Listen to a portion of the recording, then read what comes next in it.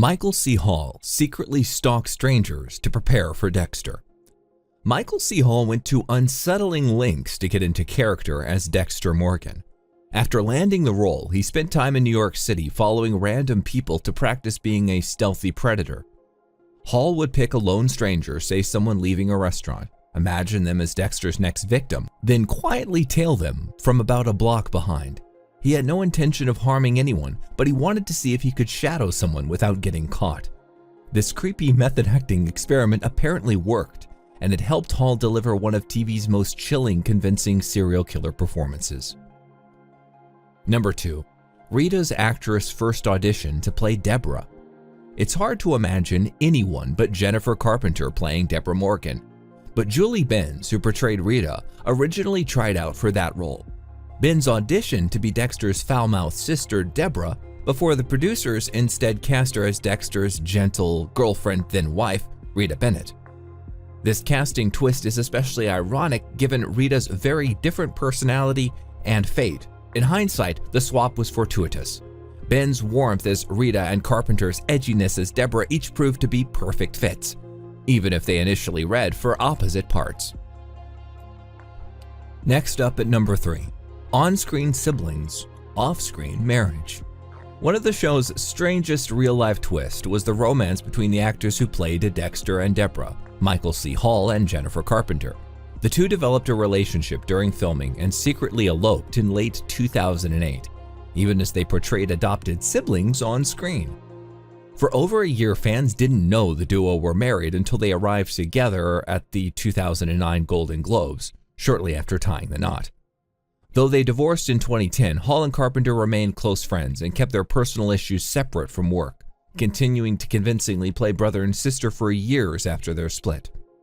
Number 4. Angel's actor was a real NYPD cop. David Zayas, who played the affable detective Angel Batista, drew from real law enforcement experience. Before his acting career took off, Zayas served as an officer in the New York Police Department. In his 20s, he worked the streets of New York City by day and studied acting by night, keeping his thespian ambitions mostly secret from his colleagues. Only his patrol partner knew, and would even run lines with him during midnight shifts to help Zayas practice for auditions. This unique background gave Zayas an authentic insight into police work, which translated into his realistic portrayal of Batista on Dexter. Number 5. An Avenger almost played Dexter's brother. It turns out the ice truck killer could have been portrayed by a future Avenger. Jeremy Renner was offered the part of Brian Moser, Dexter's biological brother and Season 1's serial antagonist, but turned it down. Renner had just earned praise and some dark psychological baggage for playing real-life murderer Jeffrey Dahmer in a 2002 film, so he wasn't eager to take on another villain role so soon. He was also committed to filming 28 weeks later at the time. Renner passed on the opportunity, leaving the creepy role of Brian to actor Kristen Camago. But one can only imagine how Hawkeye as a homicidal villain might have played out. Number 6. Dexter has a sinister meaning. The name Dexter isn't just a catchy choice, it's a hidden nod to his dual nature. In Latin, Dexter means right hand, whereas the word for left gave us sinister, which has come to mean evil or ominous. Author Jeff Lindsay deliberately chose the name as a subtle wink at Dexter's split personality, the normal, socially acceptable facade on one hand, and his dark, sinister urges, his infamous dark passenger on the other.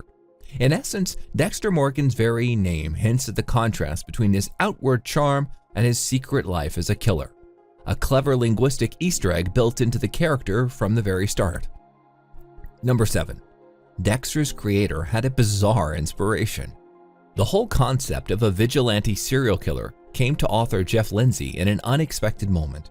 He revealed that while speaking at a routine business luncheon, he gazed out at the crowd, and a strange thought hit him. Serial murder isn't always a bad thing. This politically incorrect musing became the seed for Dexter's character, a killer who only kills other killers. Lindsay channeled that idea into his 2004 novel Darkly Dreaming Dexter, which in turn inspired the TV series. His goal was to make readers question morality and conscience by paradoxically rooting for a murderer who follows a strict code. It's a shocking genesis for a story, but it spawned one of television's most complex anti-heroes. Number 8. Dexter's chilling theme music has 90s horror roots. Longtime Dexter composer Daniel Licht found inspiration in his own past work when creating the show's eerie soundtrack. In fact, the series' famous Blood theme wasn't written from scratch. Licht repurposed a piece he had composed back in 1993 for a horror anthology film. The track, titled Because the Dawn, was featured in the Lovecraft-inspired movie Necronomicon: Book of the Dead, and Licht realized it perfectly captured the haunting tone he wanted for Dexter.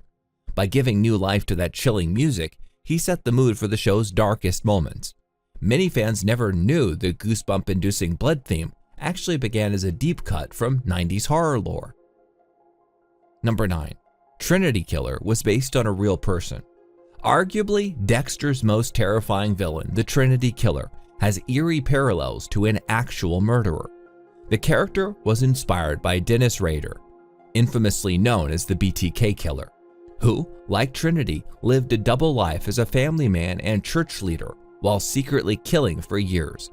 Both were seemingly ordinary, even pious figures in their community, which made their crimes all the more shocking.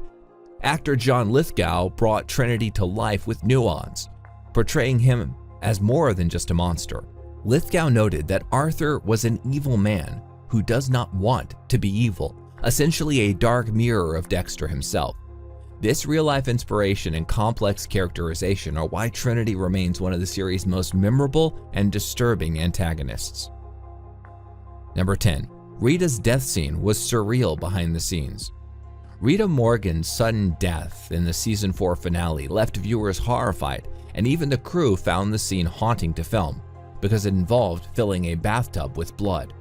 The special effects team had to rig a fake bathroom on a soundstage with custom plumbing to pump blood in and out. They shot Julie Ben's gut-wrenching bathtub last scene with a minimal crew due to its emotional weight and technical complexity. The atmosphere on set was surreal, as everyone realized they were creating a truly shocking TV moment. Benz herself was devastated to be leaving the show, but she lightened the mood by floating a styrofoam tombstone in the bloody water with R.I.P. written on it as a dark joke. It gave the weeping cast and crew a brief laugh on an otherwise grim day, right before delivering one of Dexter's most unforgettable scenes.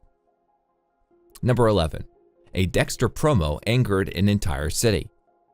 Even advertising Dexter managed to stir up controversy.